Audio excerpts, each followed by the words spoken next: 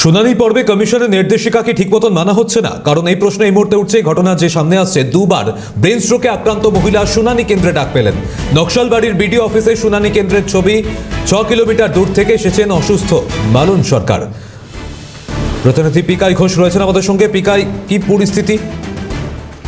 তোমাকে জানিয়ে রাখি, এই যে অব্যবস্থার ছবি এবং যে সমস্ত শুনানি কেন্দ্রে বিডিও অফিসগুলিতে শুনানির জন্য যে সমস্ত সাধারণ মানুষ এসে ভিড় করছে, তাদের কিন্তু অভিযোগ তারা কিন্তু তাদেরকে বিভিন্ন রকম ভাবে হেনস্থার শিকার হতে হচ্ছে। ঠিক একইভাবে দেখা গেল যে নকশালবাড়ির যে বিডিও অফিস রয়েছে সেখানে এক মহিলা তিনি কিন্তু এসেছেন, তিনি দুবার কিন্তু ব্রেন স্ট্রোক হয়েছে এবং তার এক পাশে অকেজো হয়ে গেছে এক হাত এবং এক পা।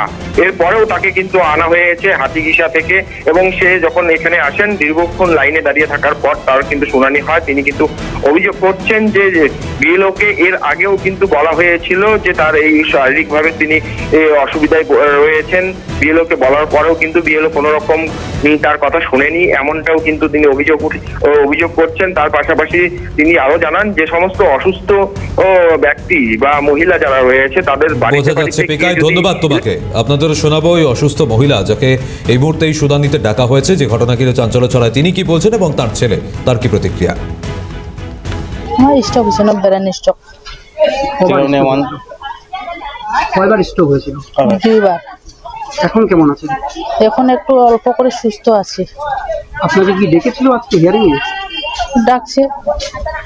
আপনি তো অসুস্থ, আপনাকে বাড়িতে গিয়ে করা উচিত, কিছু বলেননি? আমি তো জানি না এগুলা।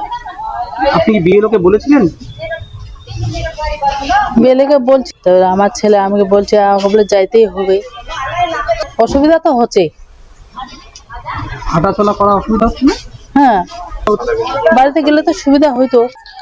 আমার যে ব্রেন স্ট্রোক হয়েছিল, যেই কারণে ওয়ান সাইড প্যারালাইজ হয়ে গেছিল, এক হাত এক পা প্যারালাইজ হয়ে গেছে, যে কারণে হাঁটাচলা করা অসুবিধা খুবই। আজকে কি তাকে হিয়ারিং এ ডেকেছে? হ্যাঁ, তাকে হিয়ারিং এ ডাকা হয়েছে। আপনি বিএলওকে জানাননি বিষয়টা? আমি বিএলওকে জানিয়েছিলাম, বিএলওর কাছে গিয়েছিলাম। বিএলওকে বলা হয়েছিল যে আমার মার এই অবস্থা, তো এই ক্ষেত্রে কি তাকে নিয়ে যাওয়া ওখানে হবে না বাড়িতে গিয়ে এসে করা হবে। বিএলও বলে যে যা এখন যে এসে আছে ওনাকে বলেছিলেন যে নিয়ে যেতেই লাগবে, কোনো করার নেই। এটা তো প্রচুর অসুবিধা হচ্ছে।